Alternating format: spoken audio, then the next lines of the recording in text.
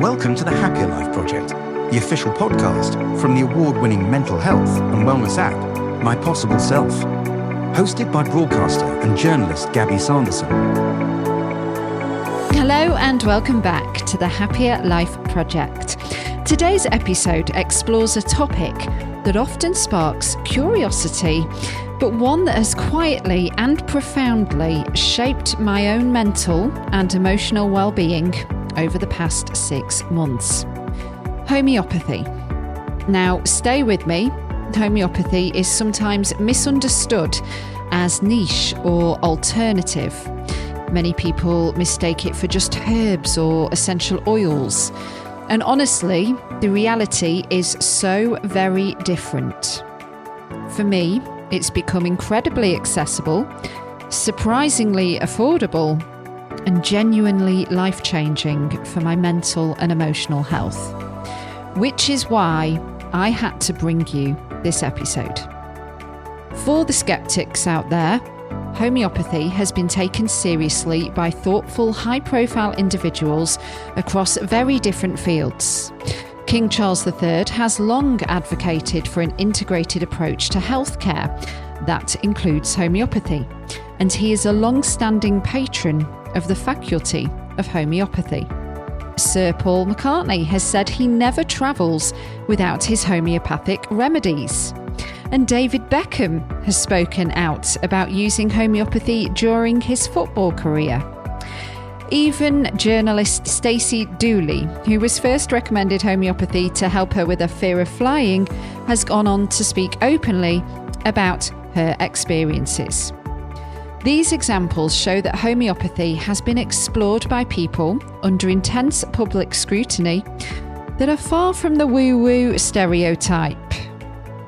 At its core, homeopathy is a system of medicine that looks at the whole person, emotionally, mentally, and physically.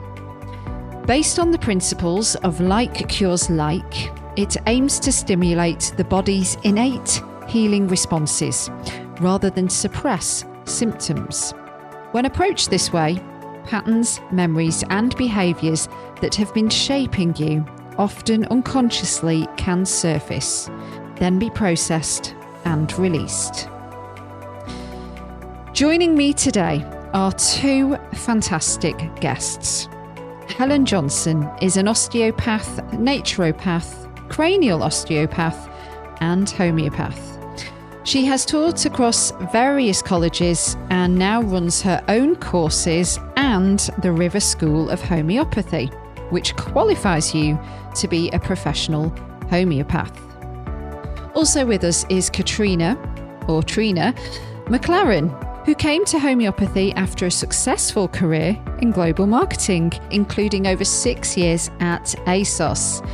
Feeling a strong pull towards healing work, Trina swapped London for Lisbon, trained in level 2 Reiki, and then went on to study homeopathy under Helen at the River School of Homeopathy. She's now a practicing homeopath, and Trina happens to be my homeopath, and who I've been working with very closely over the past 6 months.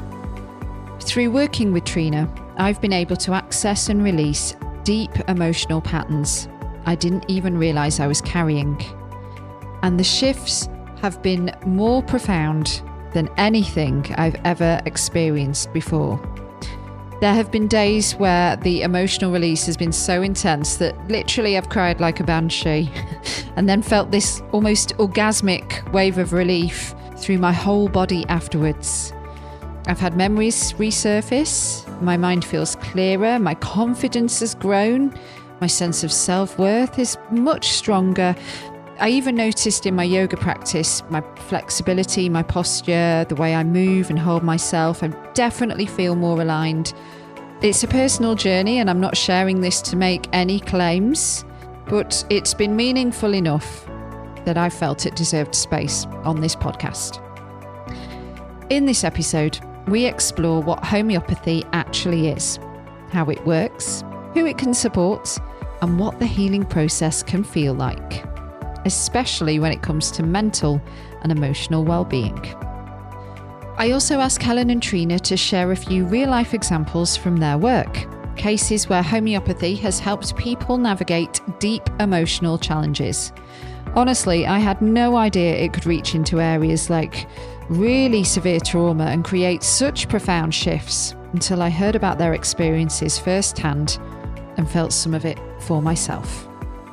I'm going to stop there because it's far more compelling to hear the full stories directly from the experts. So, ready to find a healthier, happier you? Let's get started.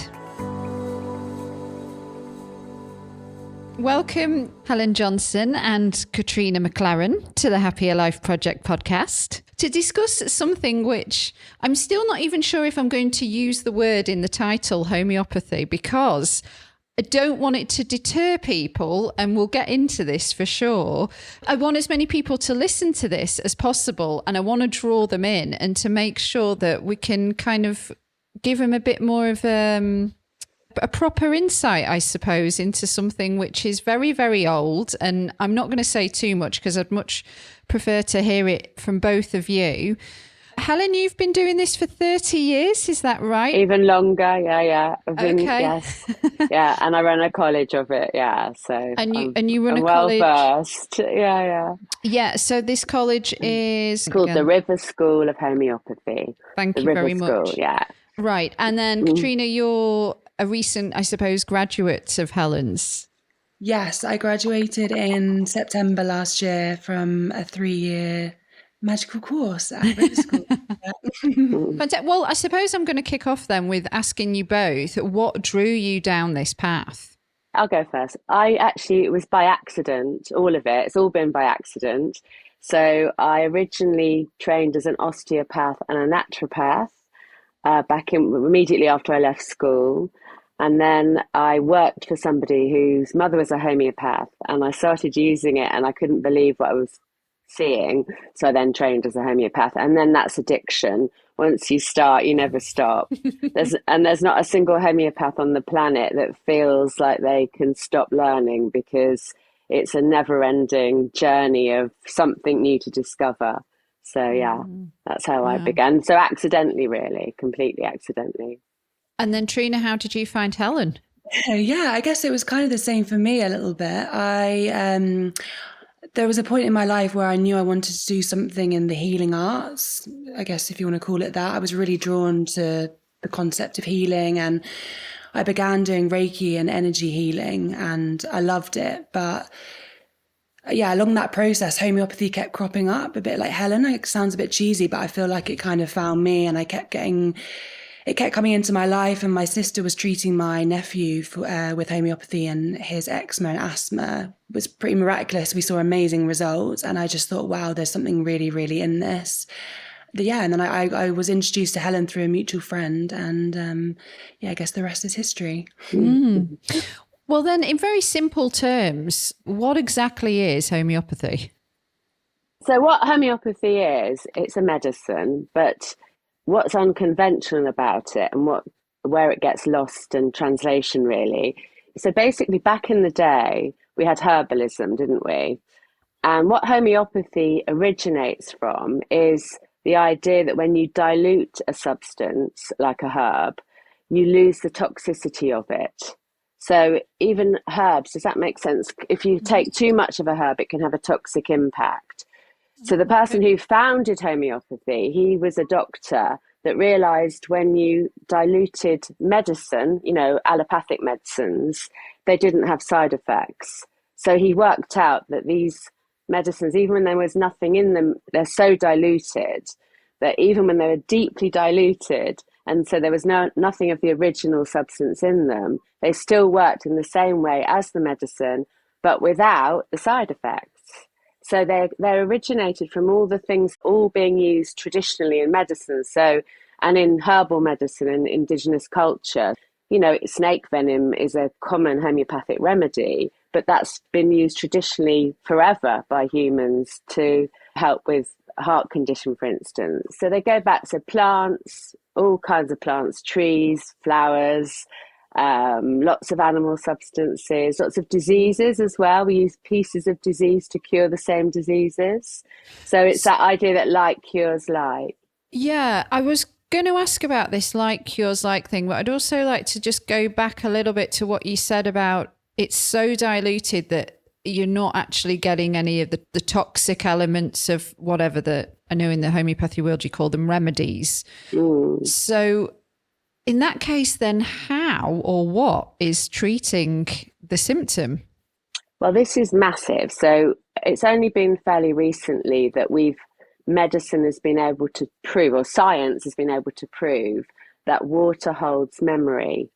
And this is quite suppressed, okay? But we know that water holds memory.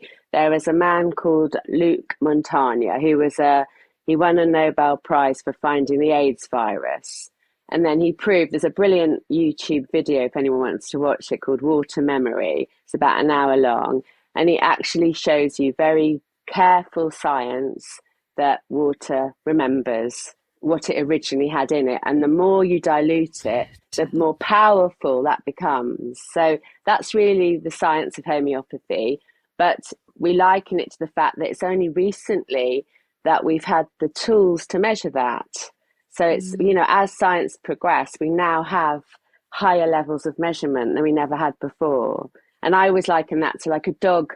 We can't smell what a dog can, doesn't mean it doesn't exist, or we can't see radio waves, but we know they exist, So that's really why homeopathy's been sort of not understood really, but it's really, really powerful, and it's really starting to come out that it's true. There's a lovely little video I could send you that you might want to put on this. It's like 3 minutes of a guy explaining the memory of water, because I think that's the big one.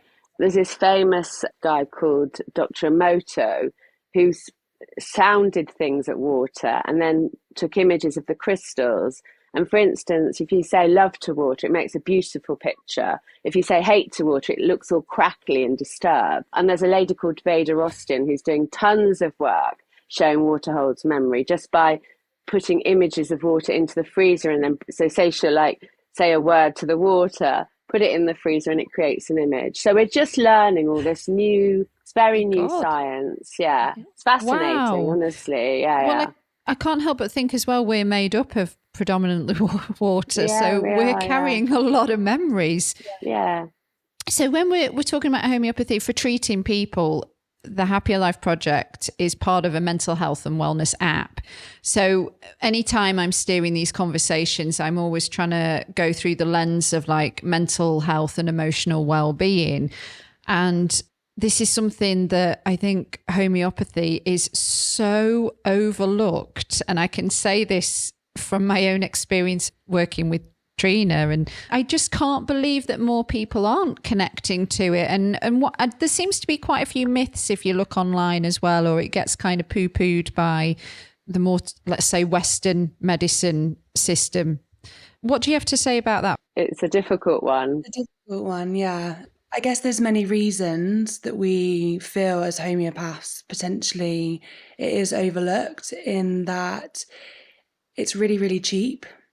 Yeah, big bonus as well. Well, it is actually the second biggest medicine in the world at the moment, particularly in India. It's, I would say, probably the most popular medicine there. And before the world wars, most of our, a lot of our hospitals were actually homeopathic. But then there was a real switch to more allopathic medicine, and it just seems to have sort of been lost and forgotten about.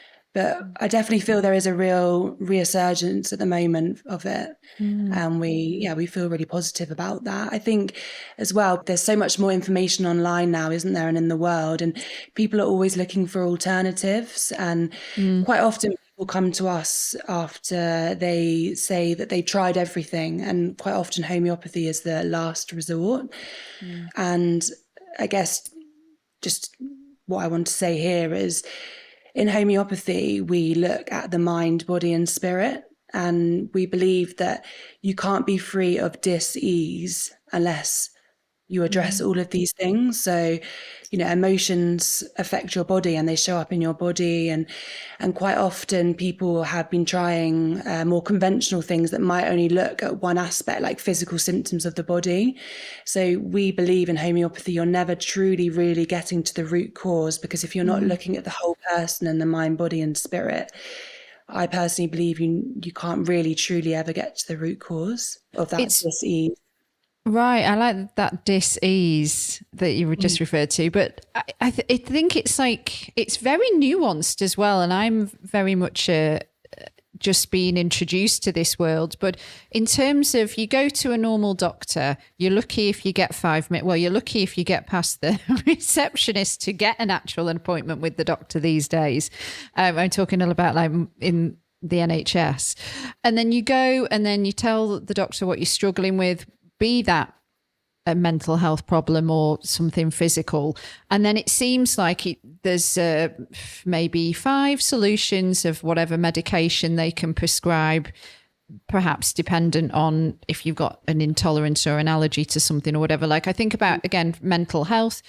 Sertraline is something that I've been on for many years, and it treats a wide range of anxiety issues, but also like OCD, panic attacks. And so it's a very broad generalized pill that might relieve some of the symptoms, but it actually doesn't treat the root. And like I've tried before to wean myself off, and the symptoms have come back really aggressively. Whereas homeopathic remedies, it goes a lot deeper than that, doesn't it?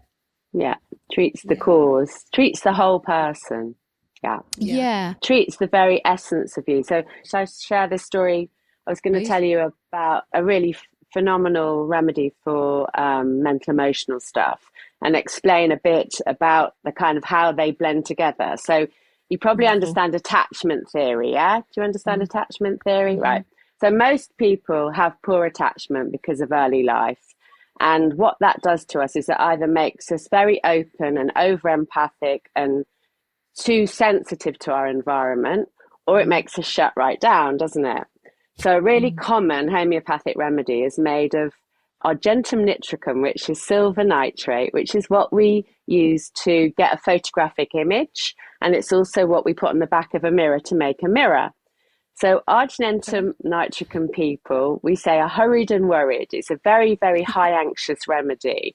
And it's because their attachment, if you like, has broken them, so that everyone sees them as a mirror. Everyone's attracted to them. They're attracted to others. So they're over empathic.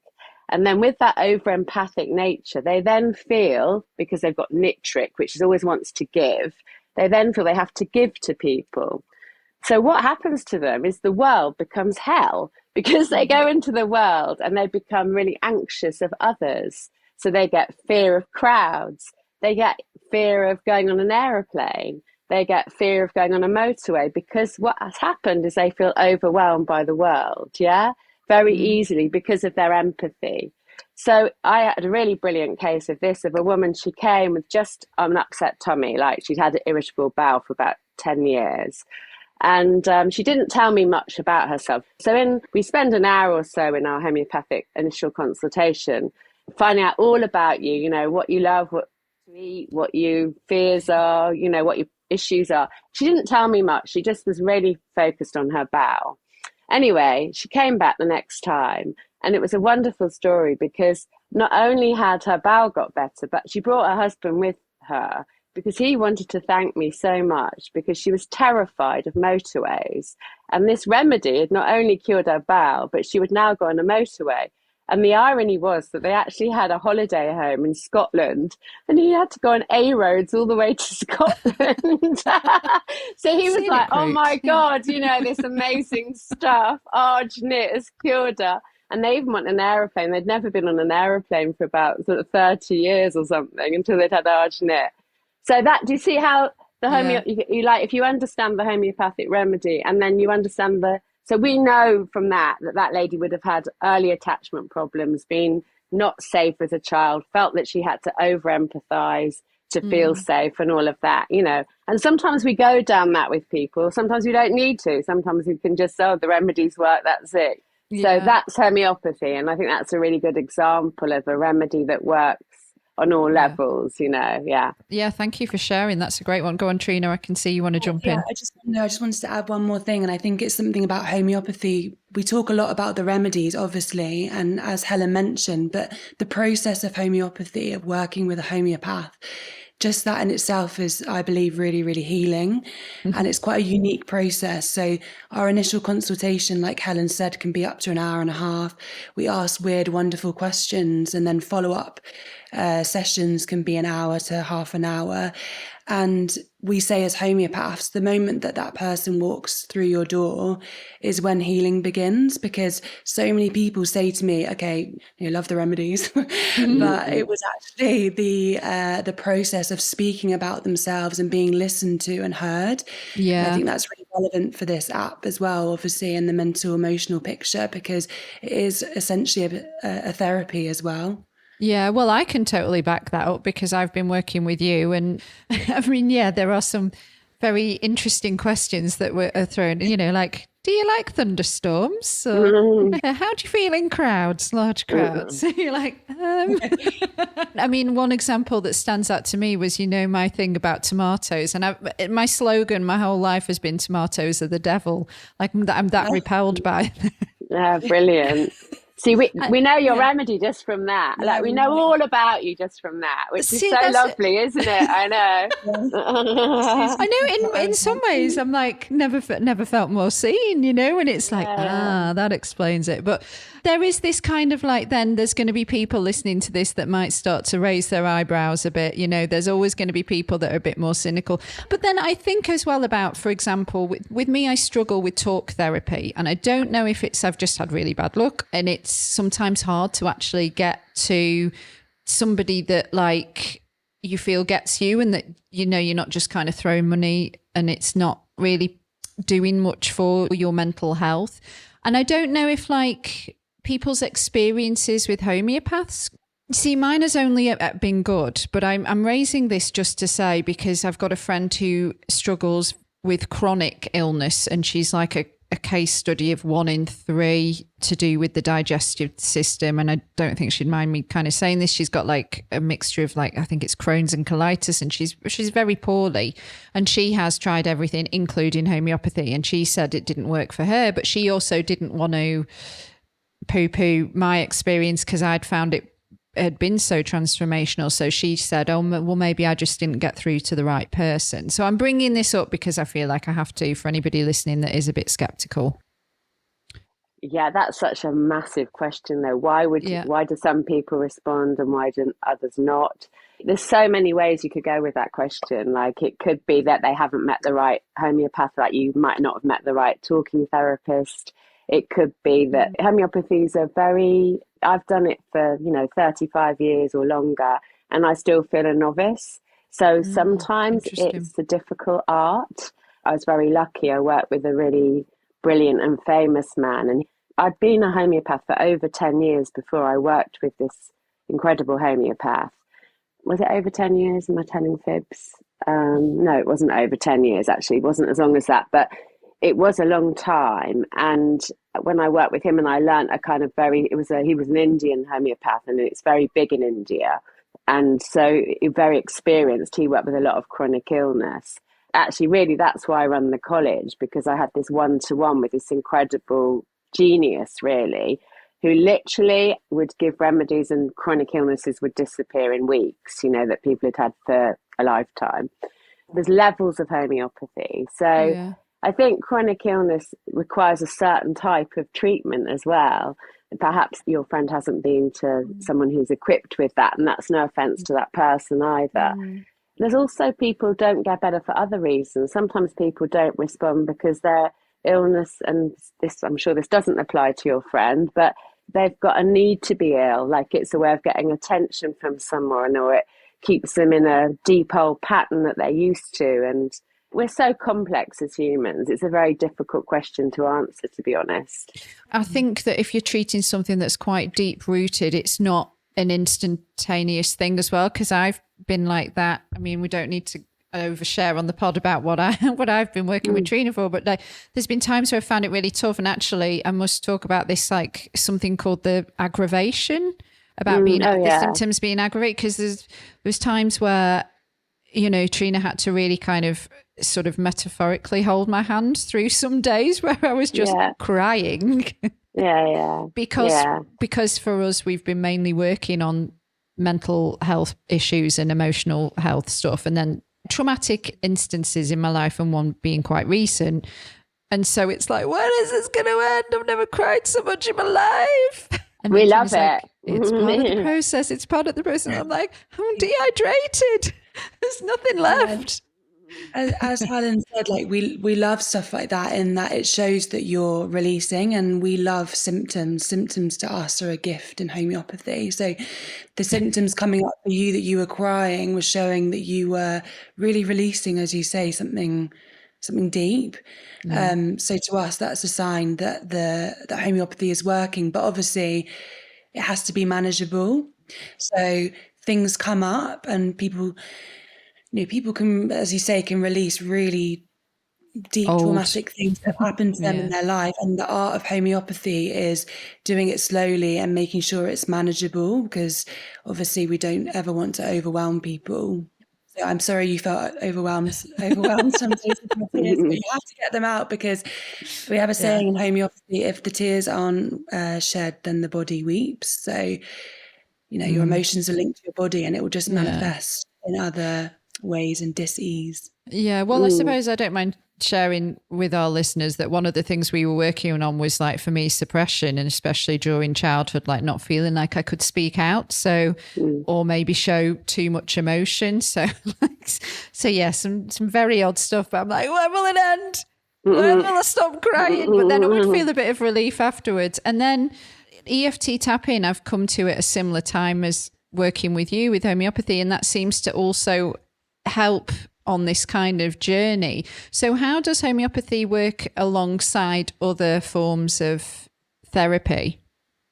Yeah, that was something I was really keen to make sure I got across in this episode, because I feel this is such the beauty of homeopathy. Is quite often, like I'll, from my personal experience, like you say, Gabby, I'll go to a therapist and I'll come out and I'll feel amazing, but then I slowly creep back into how I felt before the session. Or people go to an osteopath and they're like, oh yeah, they did that thing to my back and I feel amazing, but I'm going to need to go back in 6 weeks because I can feel it coming back. But with homeopathy, you're given something to take away with you that is changing your body, your energetic imprint. So it works amazingly alongside other therapies. Like, you can take homeopathy and go to see your osteopath. The remedies are complementing what the osteopath is doing, so it works deeper and quicker. But similar to you, I have been really into the tapping recently, because I've been going to a therapist who does that. And she said to me she couldn't believe how quickly I was releasing things, because you release as you tap, don't you? And she is in agreement with me that it's the homeopathy it's sort of energetically helping your body to bring things up to the surface for it to be released. So I feel it helps other therapies as well be more efficient. What do you say about the fact that, like, whether you went to a homeopath, whether you go to one or not, you can still access a lot of these remedies. Like, I want to be very careful if anybody starts listening to this and going, this is great, and starts Googling, then you can sort of look at things and then you might go, oh yeah, that sounds like me. Oh yeah, that sounds like me. Go onto Amazon. And for the most part, you could pick up these remedies yourself. Why is it important to work with a homeopath, like, rather than self-prescribing? In homeopathy, we treat sort of two things. So we call it acute and chronic. And acute is your winter cold. Oh, I've got a sore throat today. Oh, my child's got a splinter. I've got a headache. And you can actually go and buy a homeopathic first aid kit. So anyone listening can, start exploring homeopathy by simply having a first aid kit in their home. So if they do have a headache, they can read the little book and it will tell them what's the best remedy to take. And then there is obviously like the more deeper chronic, or if something that someone's been dealing with over a longer period of time, and whether that's on a physical or a mental, emotional level, that's where we would always recommend that you go to a homeopath, because it's been there for longer, it needs deeper work. And that's when these remedies, like you say, come into it. I think it's incredibly difficult to, even the homeopathic books can be really misleading. You know, when you sit with someone for an hour or an hour and a half or however long, you really get to know someone, and it's only really by that level of consultation that you can truly match this like with like. You can't really do that. Even when you read the book, it doesn't resonate. You need to know more than that. So it really is an art as well as a science, homeopathy, that you might be lucky and choose a remedy that is a match, but you probably won't. And so it's wasted. And then people think, oh, it doesn't work, which is such a shame. Yeah. And actually, there's I had this story of one of the students that works at a pharmacy, and someone had come in to her with some really weird condition and had gone on AI, and AI had given her like 20 remedies. She'd gone and bought 20 remedies. It would have cost an absolute fortune. And we know it wouldn't make any difference because they weren't aligned, you know. So it's dangerous like that. We need to kind of help people not to do that, because it's actually, you know, even more like be misleading to people about the power of homeopathy. So, yeah. And can one remedy as well potentially cancel out another, or it can irritate the other, or, you know, the way they talk to each other? Only if they're near misses. Like the homeopathy is resonant. So if a sort of not aligned remedy just misses you, it doesn't do any harm, or it doesn't interfere with other remedies. But if a remedy is nearly right, it might do something. So yeah, you can't really do any harm with homeopathy, to be honest.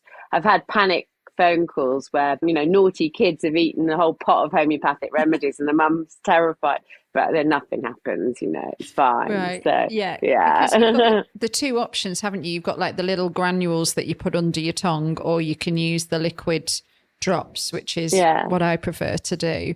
What about the part that dreams plays in homeopathy? Yeah. I run dream retreats as well. And how I came to run dream retreats was Carl Jung said that the easiest way to access our unconscious is through dream. And back in ancient Greece, it was a very important part of the healing process. If someone couldn't heal, they would take people on a 2 to 3 week program to take them into dream retreat. And they built temples around this. Okay, and there was many of them in ancient Greece.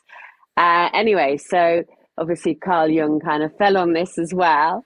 So our dreams are unconscious. So when we get a repeated dream that someone's drowning, you know, that tells us that they feel overwhelmed emotionally. And then you get very specific dreams. We have this wonderful book called The Repertory, and in it is all these, you know, dreams, and we look it up. So someone dreams of something and it tells us potential remedies for that.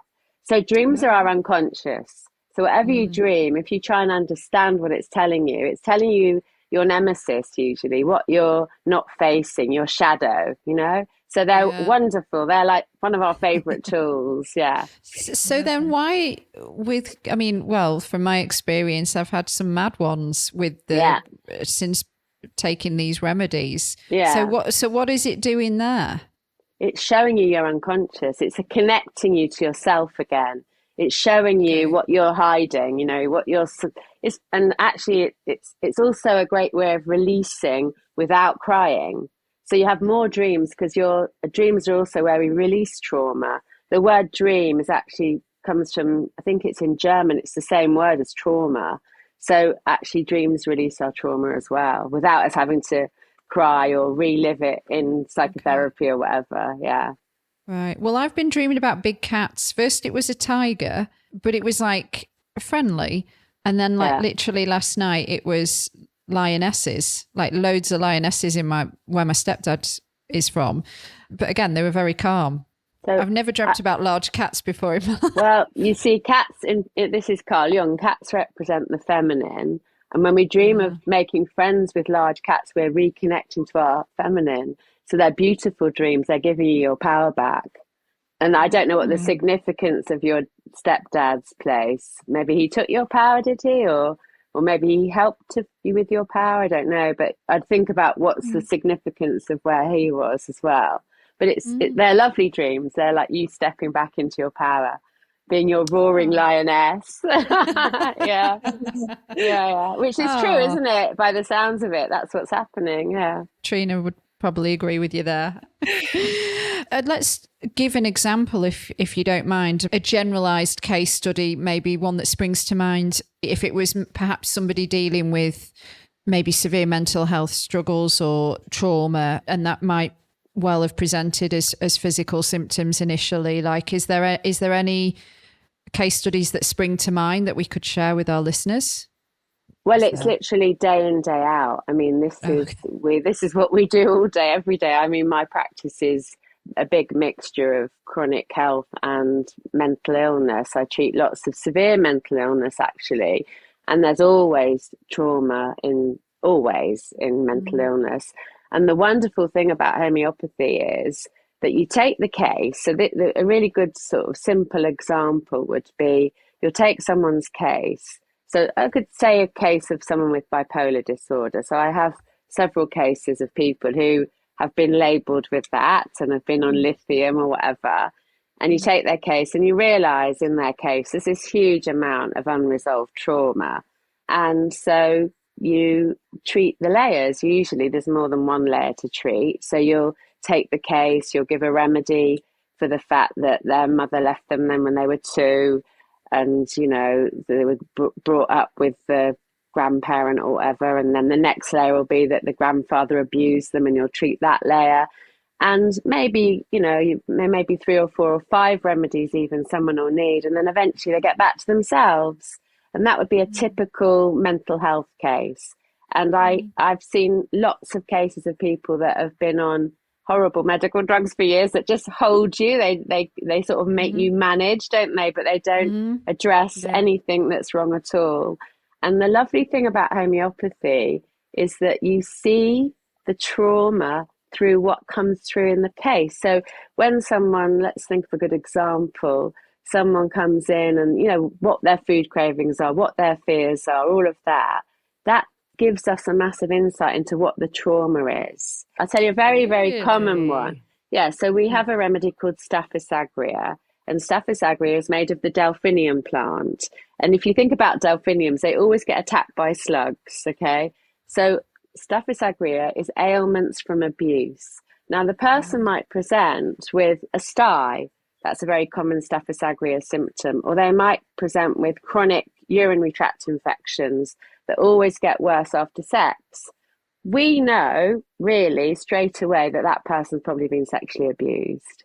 So we will give the remedy, and very often the next time they come, they'll be able to say, oh, well, I've had this memory, I've had this dream. And it might not be the whole story, but it'll be the opening to it. And I would say behind a lot of mental health in women is sexual abuse. It's common, it's rife. You know, it happens a lot. And the other one is abandonment and being not taken care of by parents. So, but that's the art of homeopathy is you kind of get to the trauma, and sometimes you don't even need the person to remember it or to go to it. The homeopathy will sweep it away. Sometimes you do, and it varies with different people. Yeah. Does that answer your question? Yeah, beautifully. Thank you. And I'd just like to, I think, make people aware that, okay, sometimes it sounds like it could be symptoms are relieved, let's say, quite quickly, but then other times it's probably a longer process.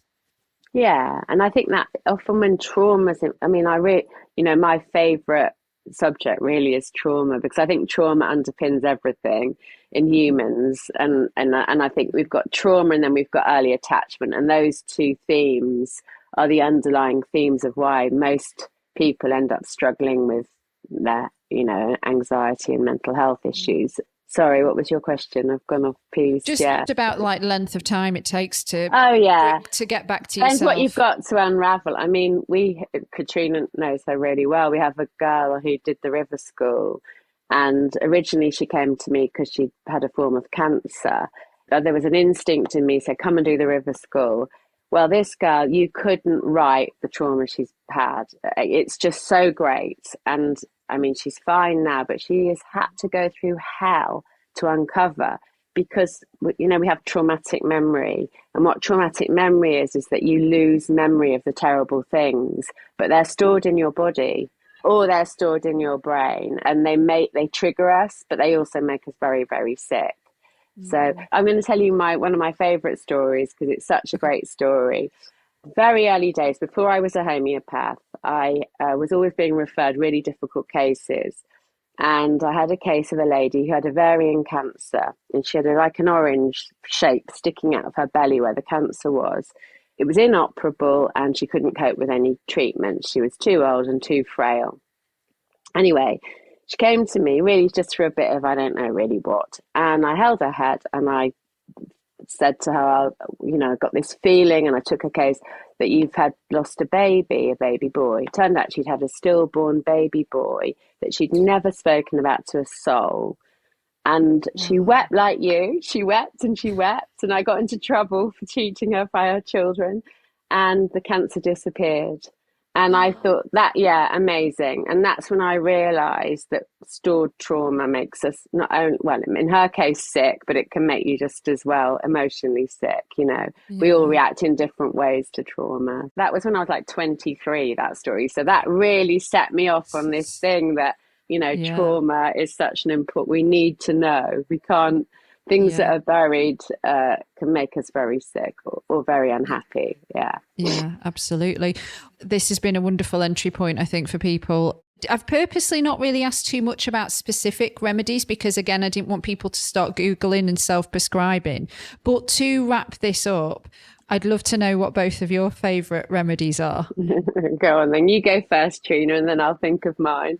Oh, it's a good question. I mean, it's hard to say because I love them all for obviously different reasons. But I think at the moment, I'm going through a real thing with the remedy oak. So an oak tree.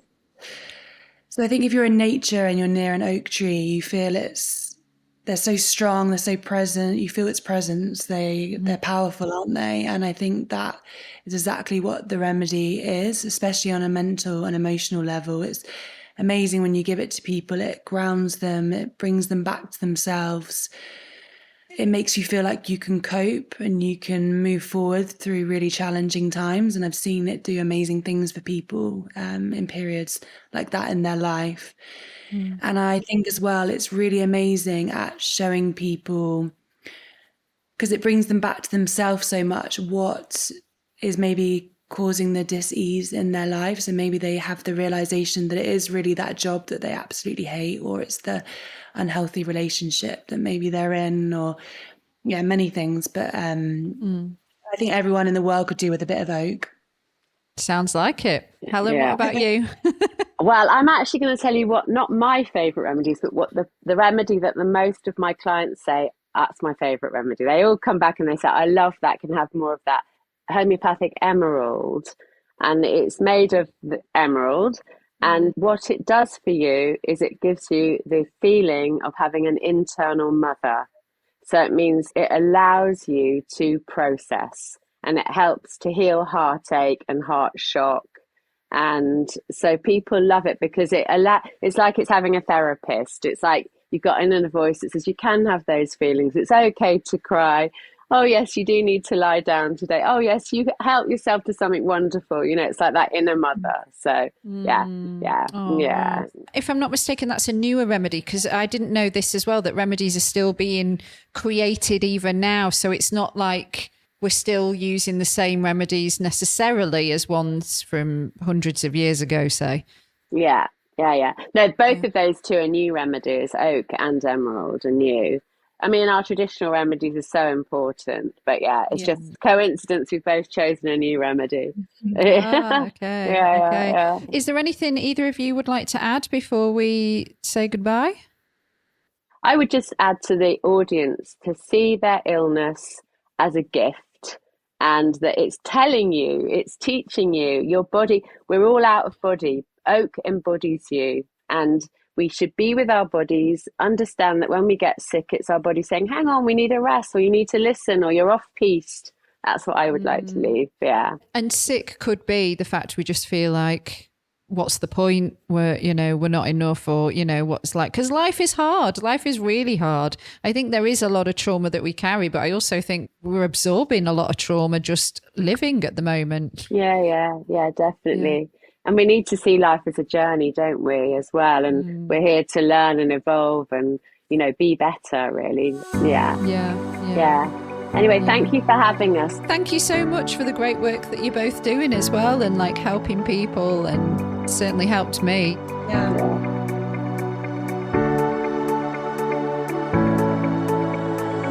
Hello friends, it's Gabby back with you. If you are suffering with your mental health, there is a crisis button on the My Possible Self app, which will signpost you to the correct information for immediate expert advice.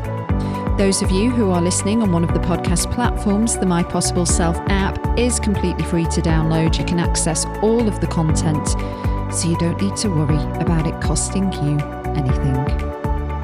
If you found this episode helpful, please do subscribe and leave a review and share it with your friends. And to find and follow us on social media, we are most active on Instagram, and you can find us at My Possible Self. And I've been at Radio Gabby. Until the next one, do take care. Bye for now.